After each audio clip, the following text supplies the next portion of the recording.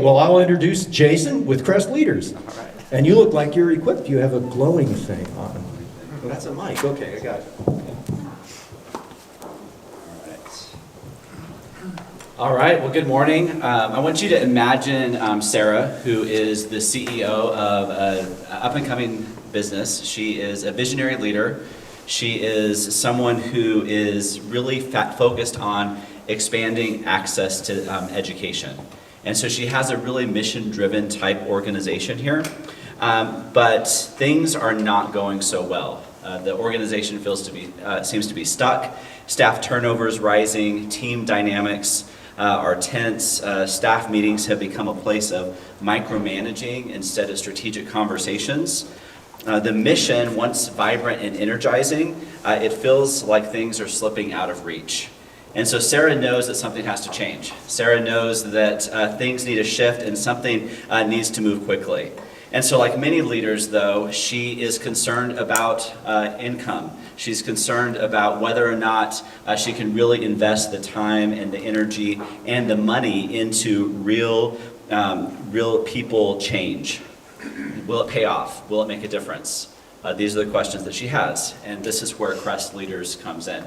My name is Jason Burnett. I'm founder of Crest Leaders, and I created Crest Leaders to support leaders like Sarah. Ones who have a heart and have a purpose, but they are feeling overwhelmed and they're not really sure what's next for them. They feel stuck and they're feeling the weight of their mission. And so my journey here isn't just a professional pursuit, but it's one of actual a personal experience as well. This is Sarah. Sarah is leading and has some challenges, and this is where Crest Leaders comes in. So I'm Jason Burnett, that's what I said. After 20 years of leading in nonprofit work, I shifted into this consulting role. I spent time managing organizations through debt elimination, through capital campaigns, and through capital developments and projects, realigning mission, realigning vision for those organizations. And so I see firsthand the real heavy lifting that comes from leading change within an organization. Along the way, I saw leaders who really lacked a roadmap for how to go forward and really lacked a way of navigating complex challenges. And so Crest Leaders was really designed around a mantra that I really believe in called transformation over inspiration. So many of us go to a 1-day, 2-day workshop. We go to a conference somewhere across the country. We invest tons of money into this kind of professional development for a couple of days of real inspiration. We come home and things are just the same, and we continue on our day as normal. There's not a lot of real change. There's not a lot of transformation that happens in those. And so all of my programs really exist over the course of time, over 6 to 12 months, where we spend 3 or 4 hours a month together. And so because of that time spent over 6 to 12 months, we're able to really see transformation and change in the people that go through these programs. It really allows leaders to absorb, to apply, and really integrate what they're learning.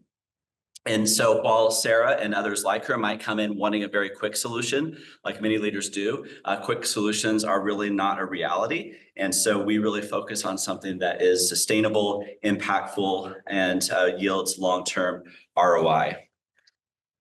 As I transitioned out of nonprofit leadership into consulting, I noticed a consistent pattern that leaders are carrying the weight of their challenges all alone, like we've talked about here at 1 Million Cups. So many of us feel isolated, we feel alone in our leadership. And so whether it's team dysfunction or friction with different stakeholders or how to manage limited resources, leaders are really lacking a safe place to be able to dive into that and strategize ways to overcome that. And so the phrase, "it's lonely at the top," is a very real phrase for all of us.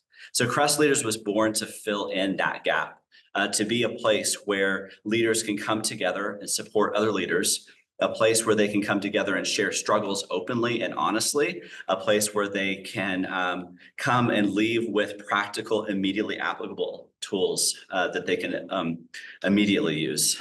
So my goal wasn't just to give advice. I'm not a consultant that's going to come in and fix all your problems and give you all the answers.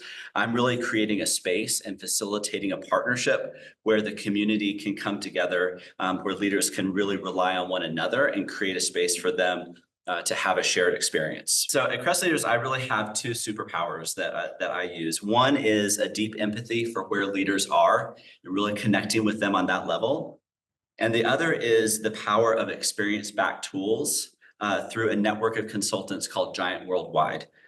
This really gives a focus on providing clarity and support through programs that directly meet leaders' needs.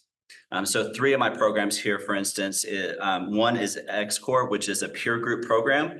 It's facilitating 3, 4, or 5 senior leaders coming together once a month, creating a space for them to share and learn together. It's not a networking opportunity. It's a place for support.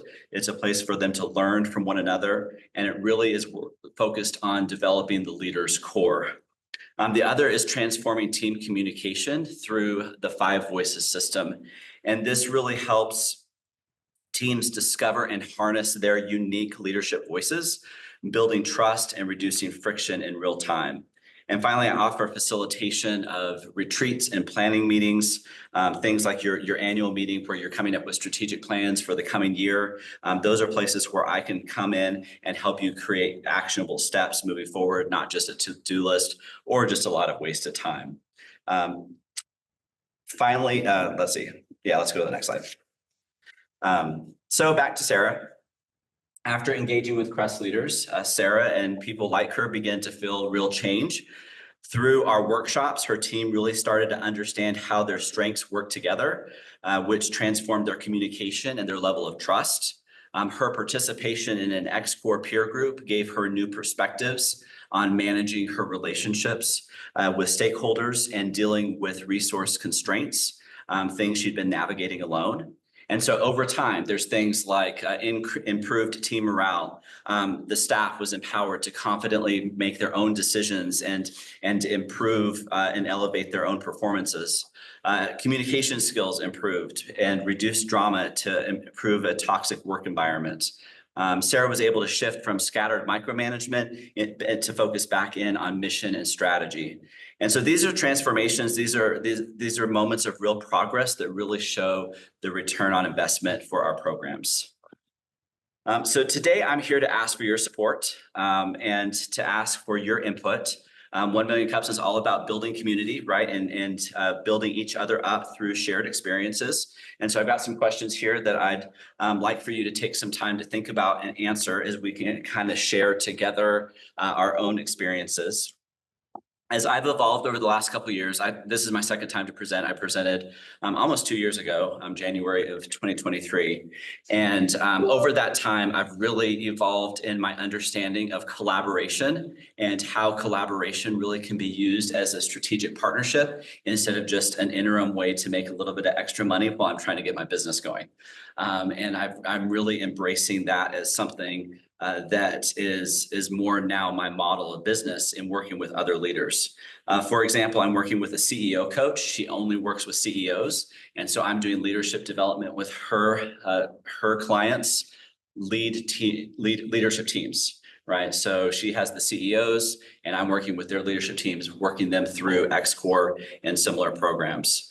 I'm also working with another consultant who is offering my XCore program to her clients.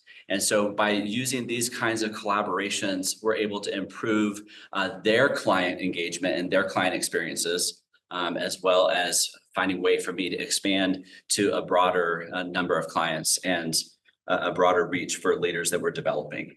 And so these are the questions I'd like to get your input on. How have you personally dealt with isolation that comes from entrepreneurship, right? We've all dealt with that. And how are we dealing with it? What are some specific practices? What are some networks?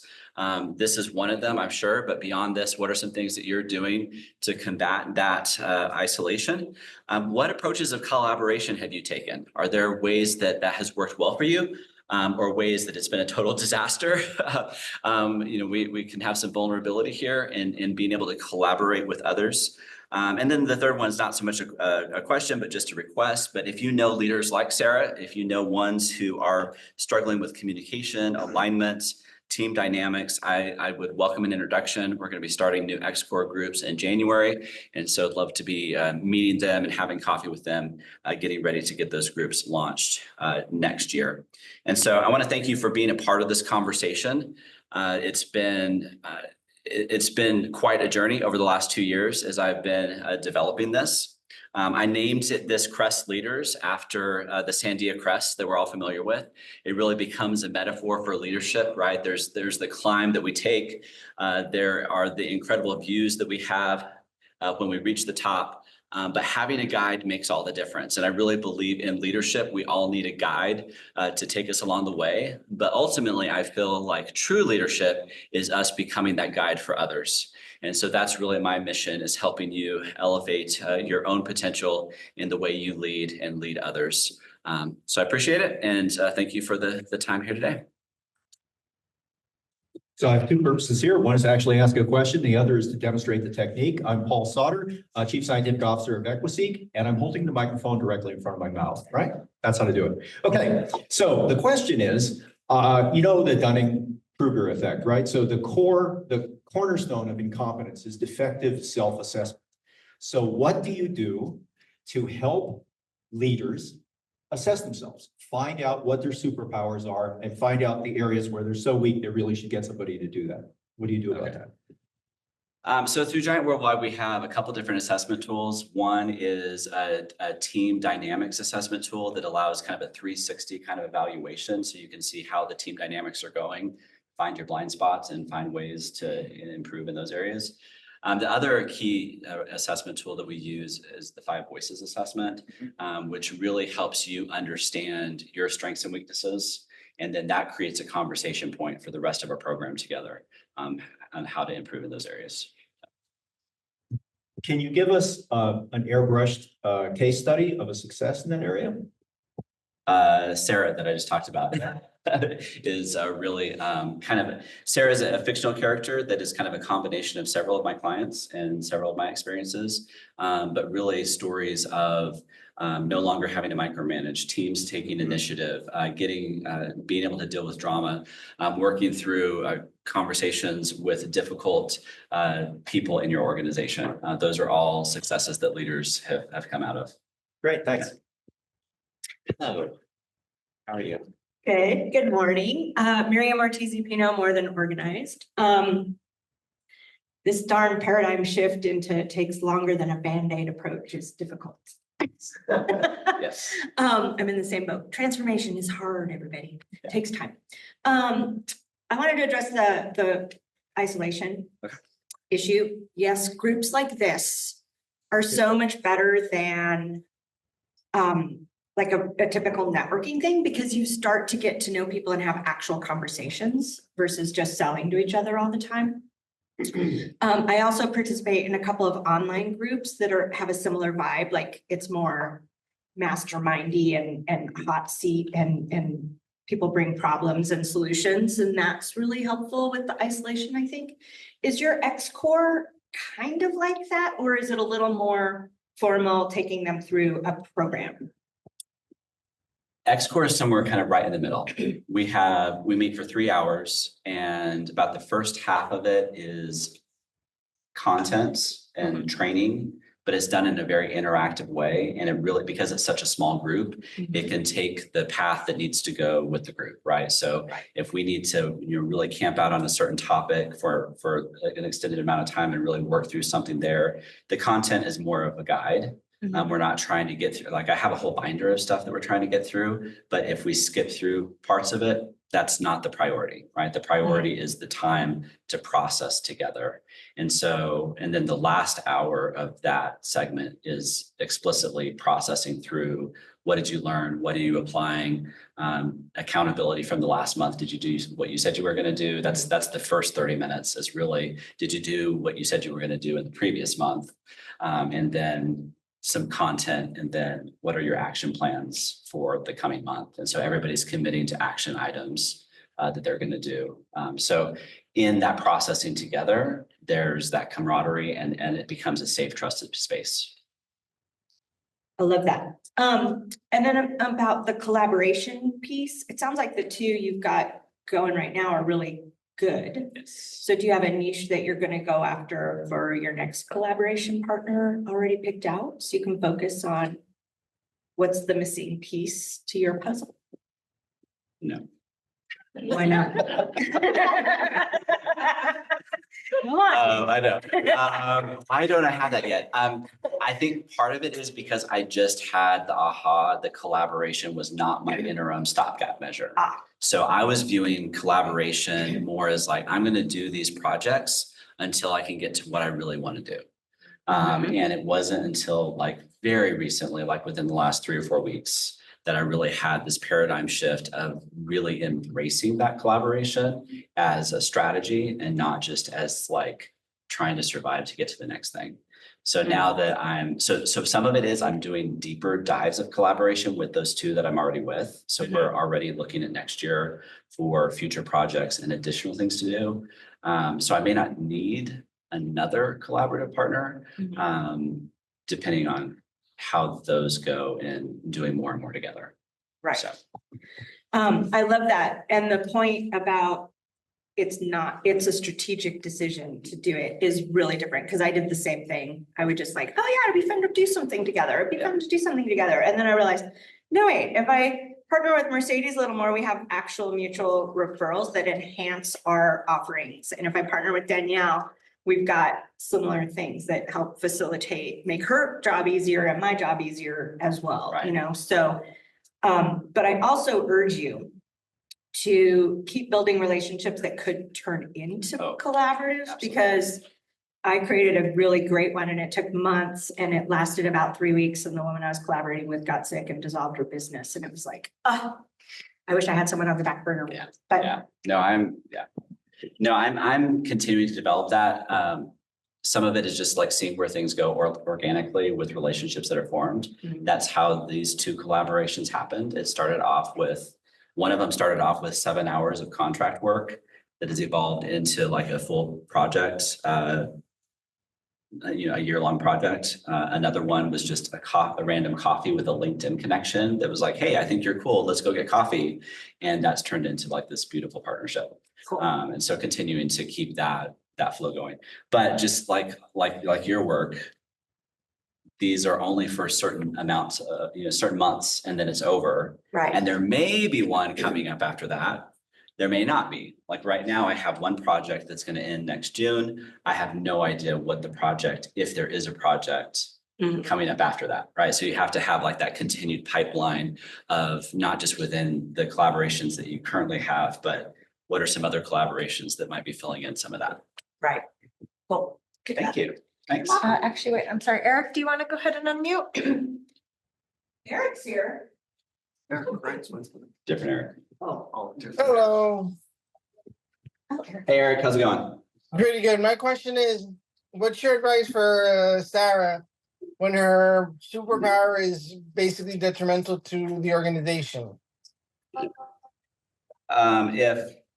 If Sarah can't lead up in a way that is influencing her supervisor, she's kind of stuck in a spot where she has to consider whether or not being in that toxic place is best for her. And so I think Sarah that I'm talking to is the CEO and the decision maker. And so if she has a problem with the top level management, she has to look in the mirror, which is kind of my job, right? Is helping senior leaders look in the mirror and see how they're contributing to that. But ultimately you can't change other people. And so you can lead up as much as you can in being an influence, but at the end of the day, that person is who they are going to be. And you have to decide how you want to live with that, which is not a great answer, but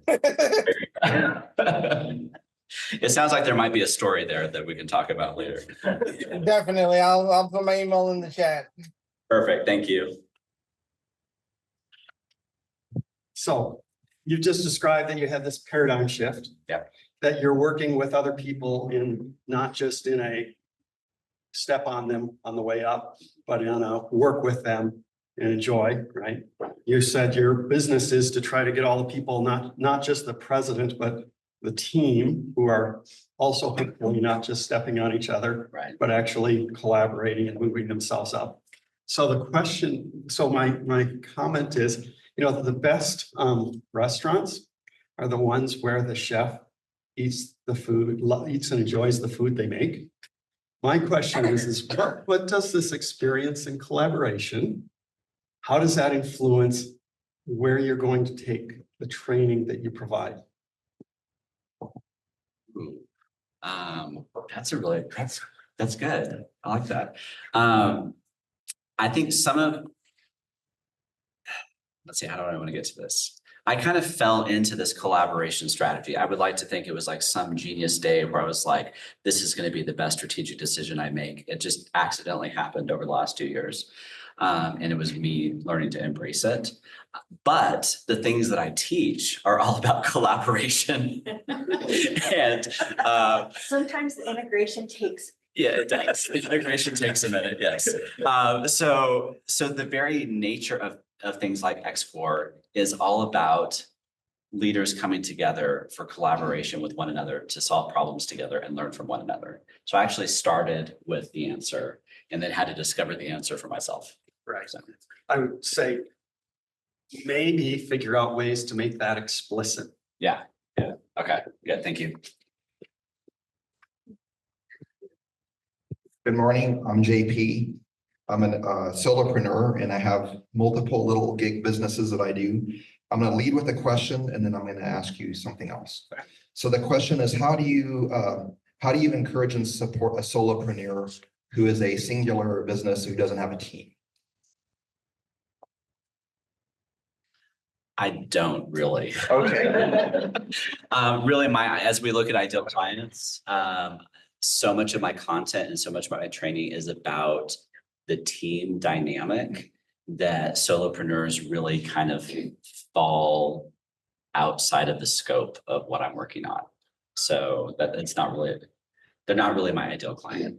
If you're a solopreneur who's looking to scale or looking to build, then that would be a great spot. Or if you are a solopreneur who is collaborating with a lot of people, one of the people that I work with doesn't have any employees, but has a bunch of subcontractors that work with them, right? And so that is a team dynamic, even though technically they're not employees, right? So, but just the solopreneur all by themselves, I don't really have a space for that right now. A show of hands, how many here are solopreneurs? Sure. So you're missing business by not doing that. So maybe you adjust your business model to include people like us to create this X-Core collaboration on helping each other develop our small businesses. Yeah, I mean, there's certainly a market there for that. And there's definitely some room for creativity around that. I find that most solopreneurs are looking for coaching in very specific business development needs, which is not my area of expertise. And so that's not really the kind of coaching that I'm providing. Most entrepreneurs who are just starting out are looking for something very specific, like how do I scale? How do I raise money? How do I, those are the kinds of technical questions that I'm not a business development coach. So. Right. Well, I guess I can answer one of the questions as a solopreneur is that my client discovery is done through what I would call information interviews in communities. And it's not a formal information interview where I meet someone, hey, I want to interview you. It's like I go and visit different communities and people that know me here know that I'm kind of like a social butterfly, cross-pollinator. I visit all types of communities. Right.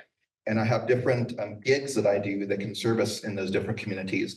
So I think it's a superpower. Other people would say, oh, it's a weakness, being that diverse.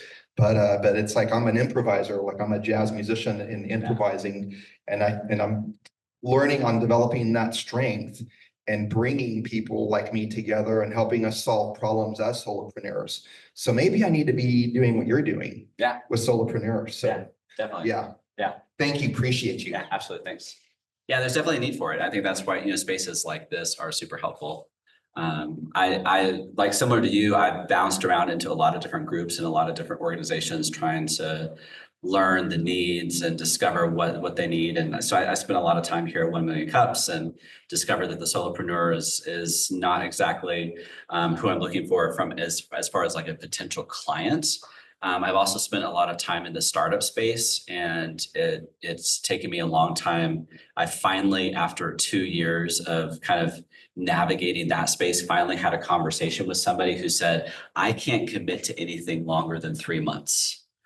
Because the time exists in a different way in the startup world.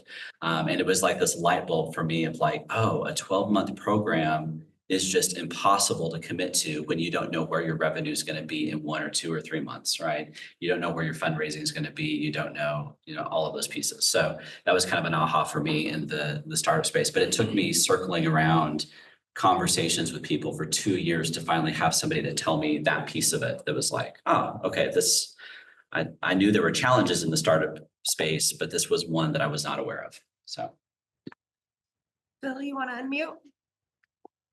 Yeah, hi Jason. My name's Phil Wilton. My organization's Executives Outcomes, because the outcomes of executives are quite varied, as you're finding out. Yes. I thought that was a good question from Michael. I'm going to follow up something on that, similar to that in just a moment. You're right. Entrepreneurs and startups are a completely different strategy to an ongoing business.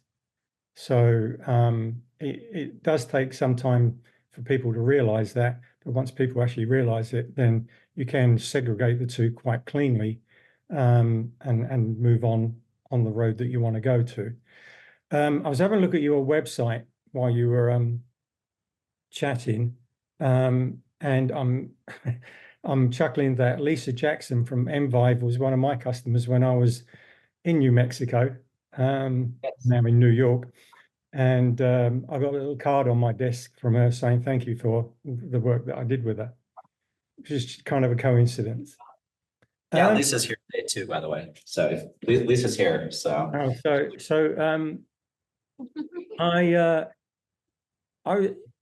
I'm doing kind of similar work to what you're doing. I don't run an X-Core, although I think that's a very cool idea, and I'm with a consulting alliance, and I might bring something like that into there. But I've worked with lots of profits and non-profits, and speaking with the CEOs, you obviously get a lot of information about what's going on in those organizations. But how do you get the additional problems that are affecting the CEOs that don't know what's going on within their organization? And by that, I mean, if you've got a CEO and then you've got, say, 4 executives, and under the 4 executives, you've got people, then each of those executives are their own mini CEO, and they have their own problems and their own issues within their departments and interacting with the other departments within that organization. And I find that when you explore those avenues, as well as the CEO's issues, and you put them together, you really do get a good package of what's going on within an organization. So how do you do that with your X-Core and your other programs? So working with this other CEO coach is a big part of that, because she's working with the CEOs and we have a similar framework through Giant that we're using. And so she's teaching and coaching her CEOs with the same language that I'm then taking that next layer of staff through. And so I'm taking them through their own X-Core program at that next layer down. So those 4 executives that you're talking about, next layer down, I'm taking them through a training program that their CEO has already experienced and already endorsed. And so we're creating culture through shared language and shared learning, because they've gone through similar programs. Also have the team performance assessment that I mentioned earlier. That would be a way to pull out what's going on with the organization. And then that transforming team communication, that's really an all organization kind of training that we would take everybody through so that they have a common experience there. So, kind of the tiers of my programs, the X core would be for the senior leader, the transforming team communication through the 5 voices would kind of be like an all organization. And then the facilitation would be an all organization. How do we plan for what's coming up? Good. Okay, I understand now what the other programs are now. And I can see that that way you will encompass what is hindering and driving the other executives within their own organization. Good. Right. Nice job, Jason. I think you're doing it well, and I think you'll have a good company going forward. Yeah, thanks, Phil. Appreciate it. I think that was one of the things that was the collaboration with the CEO coach became a thing because she was seeing the gap in she only wants to work with CEOs, but clearly they're missing the whole next layer of leadership like Phil's talking about. And so she was seeing that need, but she didn't want to fill that need. And so that's provided great work for me to work at that next level. Good morning. Good morning. Danielle with Conscious Crossroads End of Life Services. So I'm one of those solopreneurs that don't fit into your system at the moment. But your question about how I've worked to combat that isolation, especially in the field that I'm in, right? There's not a lot of us. There was hardly any of us when I first started. And so I started a group initially of just other doulas and hospice volunteers. It is now morphed into the New Mexico Death Care Network, and we're getting ready to start a nonprofit and make that an actual thing and it'd be official and all of that. Awesome. So I think I'm starting to cross over into a little bit of your area. Yeah. Where now if this becomes something real, I have no idea how to do that. Right. Right. I have no idea how to actually create structure and organization and team and all of those things because I have been doing everything alone. Yeah. And so it's interesting, this whole presentation is fitting into all the things happening in my world right now of combating isolation by creating group and connection and community and collaboration. And now that's turning into organization. Right. Yeah. So we need to talk more definitely. further. So I just wanted to kind of touch on that a little bit and quick piece of advice for someone in my position. Yeah, it's like you start to embrace collaboration and community, and then that starts to become work in and of itself, right? And so like keeping all of that going becomes an investment. But what a great spot to be. I think, yeah, there's a lot of conversation around like especially in the nonprofit space, like starting that well and launching that. That's a little bit more of my experience and expertise as well. But I would love to work exclusively with nonprofits if I could, if nonprofits could afford to pay me, but most of them can't. So I have to work in a variety of spaces so that I can afford to work with nonprofits. But I love the nonprofit space. And so, but yeah, I think just like with starting your business, you're starting a business. It's a nonprofit, but that's just a tax designation. And so if we don't view our nonprofits as actual businesses, as if they're just some little side activity or something, they're going to fail because we're not treating it like a business. We need to treat nonprofits like a business. So yeah, like that. Good, great. Congratulations. That's exciting. Thank you. Good morning, Jay Paul, New Path Wellness.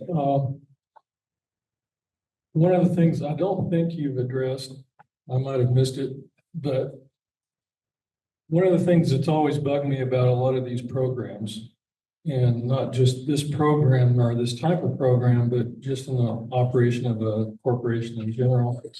One of my first jobs right out of college was with distributor sales.